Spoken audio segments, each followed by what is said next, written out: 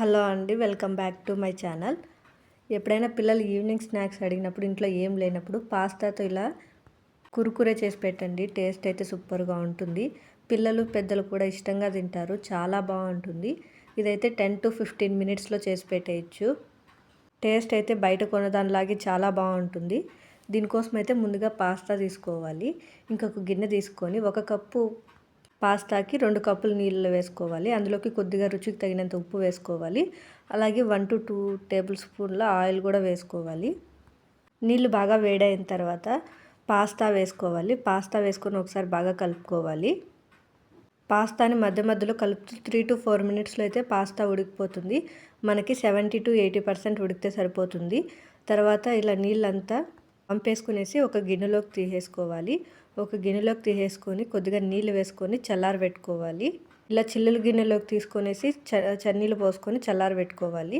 కొద్దిగా తెమ్మంతా తగ్గిన తర్వాత అందులోకి కార్న్ఫ్లోర్ వేసుకుంటున్నాను. మీ దగ్గర బియ్యం పిండి ఉంటే బియ్యం పిండి, లేదంటే మైదా కూడా వేసుకోవచ్చు.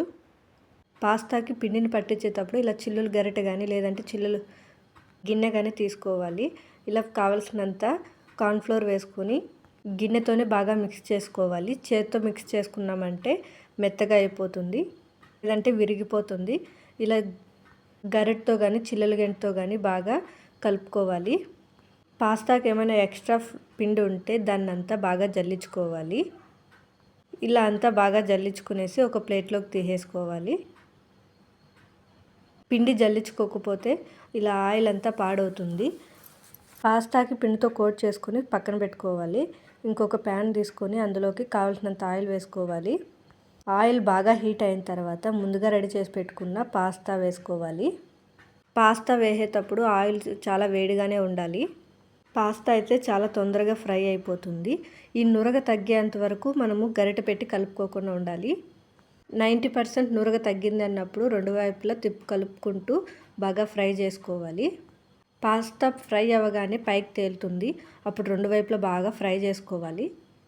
కొద్దిగా కలర్ చేంజ్ అయ్యేంత వరకు పెట్టుకునేసి ఒక 2 మినిట్స్లో ఈ పాస్తా అయితే రెడీ అయిపోతుంది. తర్వాత గరిటెలోకి తీసేసుకునేయాలి. ఒక గిన్నెలోకి తీసేసుకొని రిమైనింగ్ పాస్తా కూడా అంతా వేసుకునేసి ఫ్రై చేసుకోవాలి. ఇవైతే 2 మినిట్స్లో ఫ్రై అయిపోతాయి. మీకు కలర్ ఎక్కువగా ఇష్టం లేకపోతే తొందరగానే తేయచ్చు.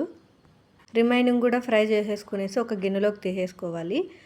ఇది ఇలానే కావాలంటే తినచ్చు. ఇందులో కొద్దిగా ఉప్పు కారం వేసుకొని తింటే ఇంకా టేస్ట్ చాలా బాగుంటుంది. ఇక్కడ మా పాప తింటుంది కాబట్టి నేను కొద్దిగానే కారం వేసుకుంటున్నాను. మీ పెద్దలు తినేది కంటే కొద్దిగా ఎక్కువ వేసుకున్నారంటే టేస్ట్ చాలా బాగుంటుంది.